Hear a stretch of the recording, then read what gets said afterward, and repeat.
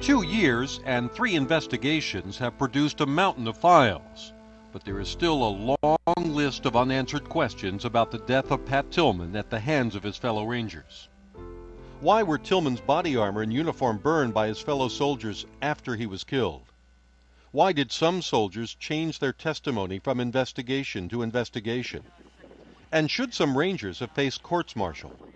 But simply put, the family is not satisfied with the information they're getting, and they've asked for more details. And simply put, we owe the family honest answers. In part because of the family's anger and disillusionment, the Pentagon has launched a 4th investigation, a criminal probe into whether Tillman's death was negligent homicide, as well as a separate review of whether the Army engaged in any intentional deception. It's been 2 years.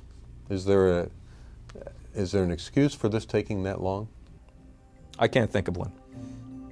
Eugene Fidel represents military clients in his private practice and teaches military justice at American University in Washington. He reviewed the Tillman documents at CNN's request, examining the charge made by one investigator that stories changed after his initial probe. Is there anything here that could be considered a smoking gun? I don't know that we have a smoking gun at this point. What we do have is an initial investigator who thought that there should be, let's say, a serious look at criminal negligence. We have people changing their stories. We have somebody being given a grant of immunity. In the documents, the Army blacked out names and other identifying information, so it's unclear exactly whose testimony changed and when. But the initial investigation, conducted by an Army captain CNN has identified as Richard Scott, contains much harsher judgments than those reached in a later probe by a 1-star general. Tillman had climbed onto a ridge to help his fellow Rangers fight an enemy ambush, when he, another Ranger, and an allied Afghan soldier with him were fired on from a U.S. Army Humvee coming out of a canyon. In a sworn deposition given 5 months after Tillman's death, Captain Scott says from his investigation, it was clear. The stories have changed. They have changed to, I think, help some individuals.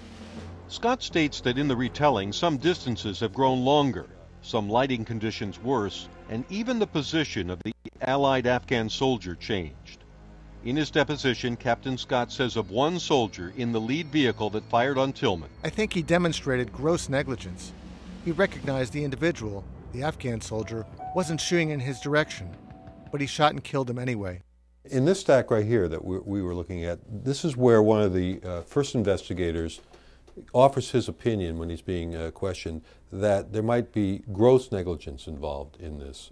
How significant is that? It's quite significant because that original investigation was the one closest in time to the events in controversy by an individual who caught witnesses, presumably when their memories were fresh, and expresses the opinion that gross negligence had been committed.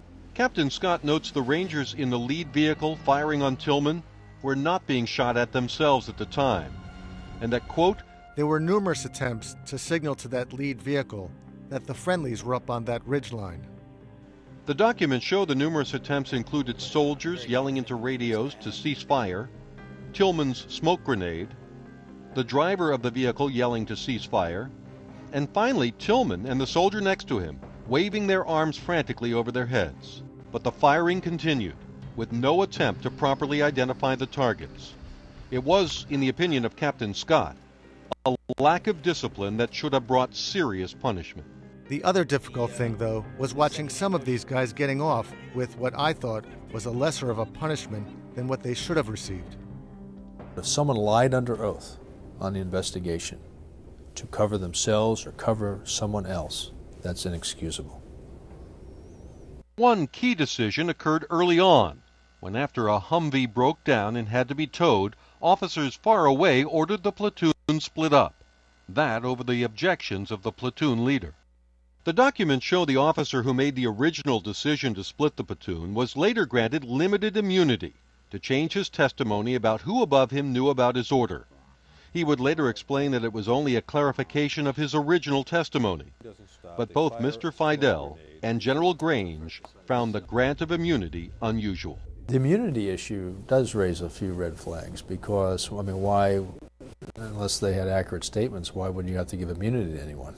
And on the issue of Tillman's uniform, which was burned by soldiers after his death, while the Army's most recent investigation concludes Tillman's uniform and body armor should have been preserved, it disputes the idea it was burned in an attempt to cover anything up. The soldiers thought they were disposing of a biohazard. The Army says so far 7 soldiers have received various reprimands. There were 3 officers and 4 enlisted personnel that were, all of them were disciplined, all received administrative reprimands. 1 soldier was demoted and fined, and 3 others were dismissed from the Ranger Regiment itself. While no one was found grossly negligent, nor less than truthful in the follow-up investigations, more serious charges could result from the ongoing probe, which is looking at questions of criminal negligence, intent to cover up, and the awarding of Tillman's Silver Star. But to some legal experts, the punishments in the Tillman case so far seem light. The punishments that have been imposed have been on relatively junior people, and they've been relatively informal, non-judicial punishments, non-record punishments, things that never leave the unit, or simply firing somebody from the Rangers. Now, to a Ranger, that's a big deal, but it's not like going to the disciplinary barracks at Fort Leavenworth, for example. And the Army says it learned a lesson from the delay in notifying the Tillman family about how their son died. The Army now has new procedures to ensure suspected friendly fire deaths are reported right away. The unit erred on the side of caution to get all the facts first to determine that indeed a friendly fire event had occurred. And that shouldn't have happened. In hindsight, as soon as it was suspected, they should have told the family about it. The Army has expressed its deepest regrets to the Tillman family and is promising the fullest accounting possible. The bottom line is we will go where the truth leads us, and we will get the answers to the best of our ability. For some of Pat Tillman's family, that promise rings hollow. After being led to believe he was killed by the enemy, even awarded a posthumous Silver Star, they wonder if any government investigation will ever reveal all of it. Who killed Pat Tillman? Exactly why it happened? And why it's been such a struggle simply to learn the truth. Jamie McIntyre, CNN, The Pentagon.